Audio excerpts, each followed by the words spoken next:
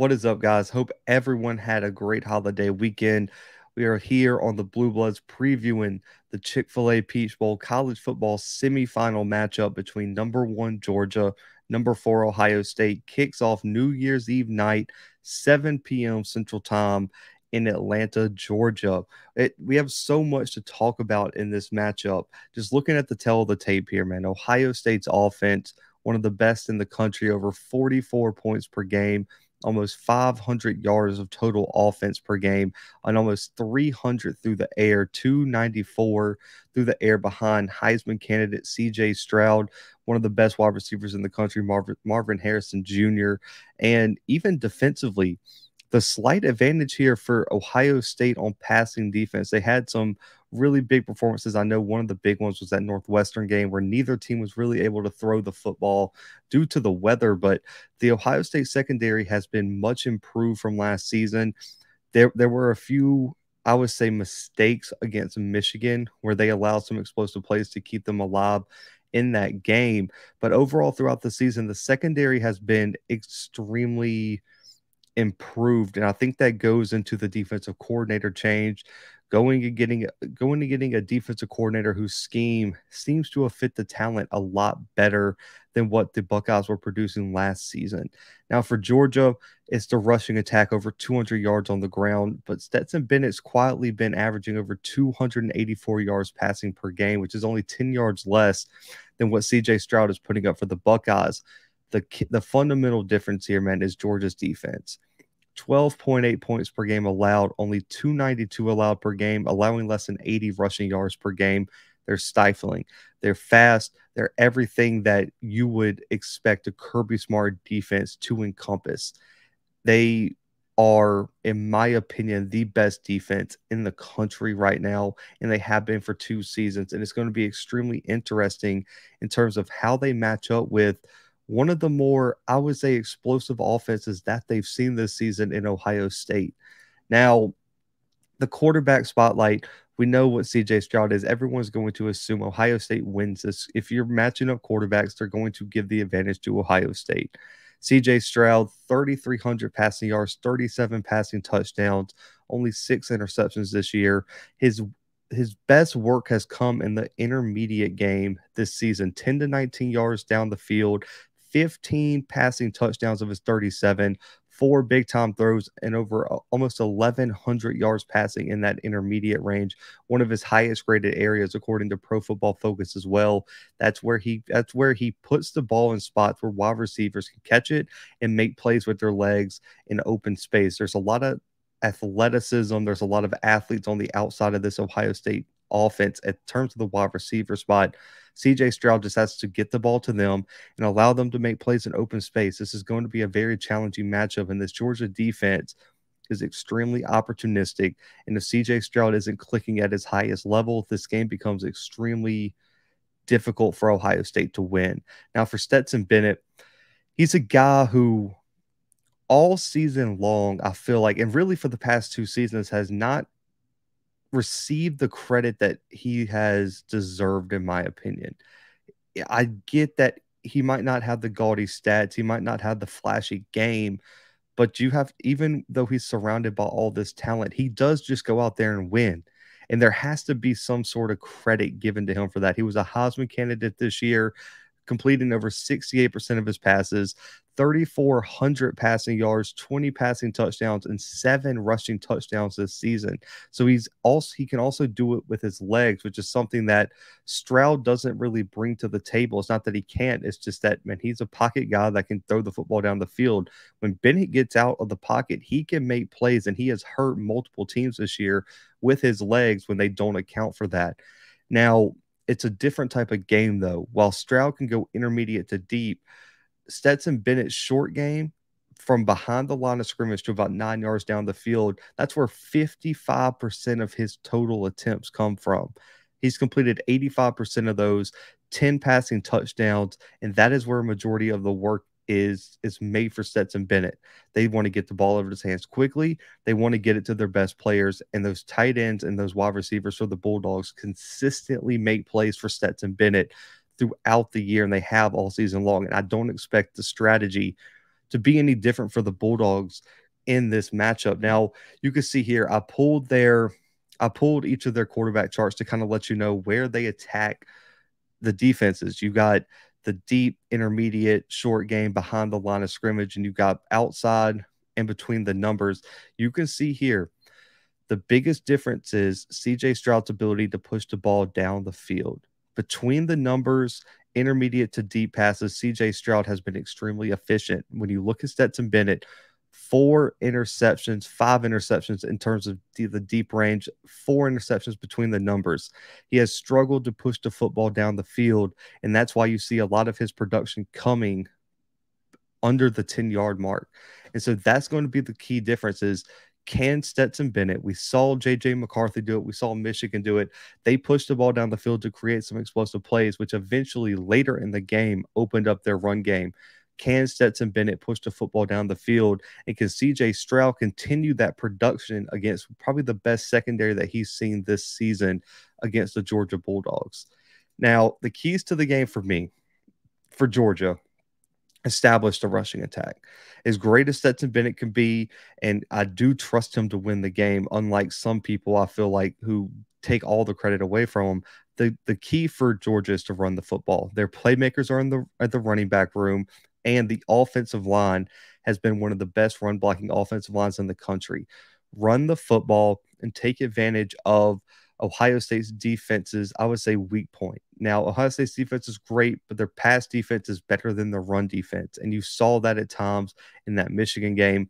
Georgia has to exploit that, establish the rushing game, allow Stetson to work off the run game, and that will create opportunities downfield for Stetson Bennett and also win the turnover battle. One of the key pieces to that Michigan game for Ohio State was the turnover battles, the multiple interceptions, and the ability to stop Ohio State from establishing any consistency offensively. That's going to be the key. If Georgia can force 1 to 2 turnovers, keep the ball in their hands, I do think if they're able to do these two things, they could run away with this one. Now, for Ohio State, let the playmakers make the plays.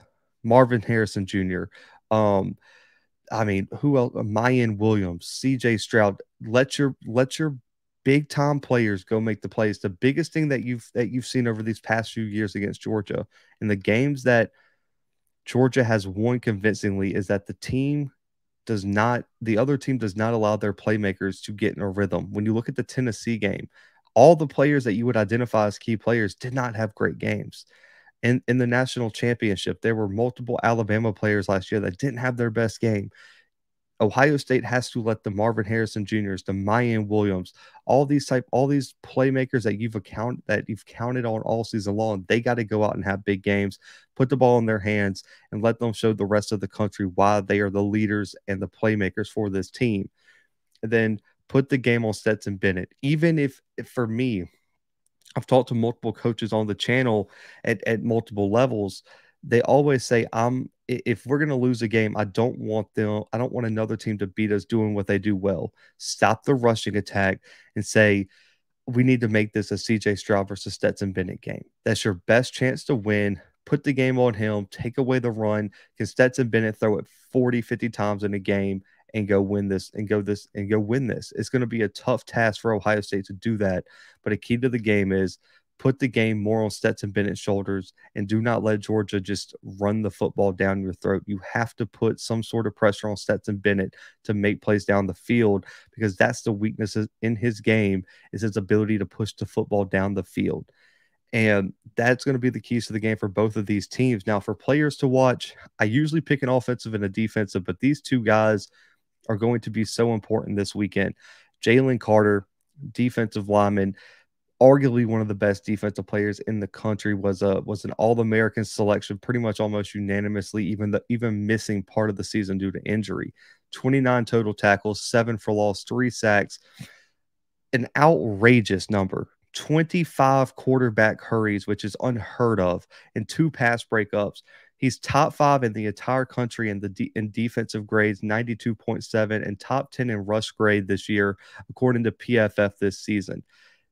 If he can generate pressure on Stroud and help shut down the rushing attack, things are going to get extremely difficult. Since he's come back from injury, I believe he came back around the Florida Florida or Tennessee game, he's been unstoppable, unblockable. And I really do think he could cause problems for this Ohio State offensive line. And Jalen Carter could be a game wrecker on the interior of this Georgia defense. Now, Keely Ringo, cornerback, I think both of these guys should be top 5 picks coming to the NFL draft. I love Keely Ringo's game. 6 pass breakups, 2 picks, 36 total tackles, has not allowed a touchdown all season long, and held opposing quarterbacks to a 65 passer rating on the NFL scale. Ringo versus Harrison Jr. is the matchup to watch this weekend. If I'm Keely Ringo, I'm begging Kirby Smart, let me follow Marvin Harrison Jr. Let me shut him down. Let me go make the plays. Keely Ringo made the game-stealing play against Alabama in the national championship last year. Big-time players make big-time plays in big-time games. Keely Ringo is the key this weekend. If you take away Marvin Harrison Jr., you take away a large part of what Ohio State does extremely well on the offensive side of the football. Now, for Ohio State, on the flip side, Marvin Harrison Jr. In my opinion, I get Jalen Hyatt won the Biletnikoff. Marvin Harrison Jr. should have walked away with that award. I know statistically Hyatt had the edge, but when you turn on the film, I don't think there's a better wide receiver right now in the college football than Marvin Harrison Jr. 72 catches, 1,100 yards, 12 touchdowns, averaging over 16 yards per catch. The deep ball is where he thrives. 99.3 PFF grade, 5 touchdowns on deep balls this year, almost 500 yards. He has a 96 or higher PFF grade in every single statistical category in terms of depth of receiving targets. Short game 0 to 9, over 97. Intermediate 98, deep 99. I mean, he can do it at all levels. He's the best wide receiver that I think Georgia's seen this season. Him versus Keely Ringo is going to be amazing to watch, and that's a future NFL battle. The question is, can he take over against UGA? UGA, their specialty, even if teams walk down the field and keep the game interesting, they do a great job of not allowing a lot of explosive plays, especially in games that they win. Harrison Jr. is going to have to create those explosive plays against a very, very talented Georgia defense. And now Tommy Eichenberg, linebacker, is the next pick. 112 for total tackles this year, 12 tackles for loss, 2.5 sacks, 4 pass breakups, a defensive touchdown. Top 10 in terms of linebackers for defensive grade and rush grade this season. He's going to be a key piece in slowing down the rushing attack of Georgia and taking away the legs of Stetson Bennett. That's going to be huge. He's played through some injuries. He's the leader of this defense, and he's one of the best linebackers in the Big Ten this year. Tommy Eichenberg is someone you have to watch this weekend, as someone who could play a large role in if Ohio State wins this game. Now, predictions, man. I think this will be a close game early. I picked Georgia to win the national championship to start the season. I thought they've been the best team pretty much all season long. Give me the Bulldogs pulling away late, 38-27 over Ohio State and Atlanta, Georgia. I think the crowd does play a factor. Like I said, I've been there. I went to the SEC championship game in 2017 when Auburn and Georgia played. They took over this year. Every time they play in Atlanta, regardless of the ticket allotment, Georgia fans are going to show up in massive amounts. It's going to be a raucous environment. Georgia's ready, and you can point to all these performances where Georgia may have underperformed or let teams that they were better than hang in the game. When the money's on the line, the chips are on the table, Georgia seems to find that extra gear. I think the Bulldogs pull away late in this one. Give me the Bulldogs 38-27, advancing to another national championship with the ability to go and the chance to go back to back in terms of national champions under Kirby Smart after winning their first national title since 1980 last season under Kirby Smart. But guys, this is one of our games of the week. So for both college football playoff games, comment your score prediction below. If you get the winner and the score correctly, and you're the first one to predict that score and winner, you will win our $100 Venmo giveaway. So do that now. You also got to be subscribed, so hit the like button, subscribe. Stay tuned for our TCU Michigan preview coming later today. But until next time, guys, the Blue Bloods are out.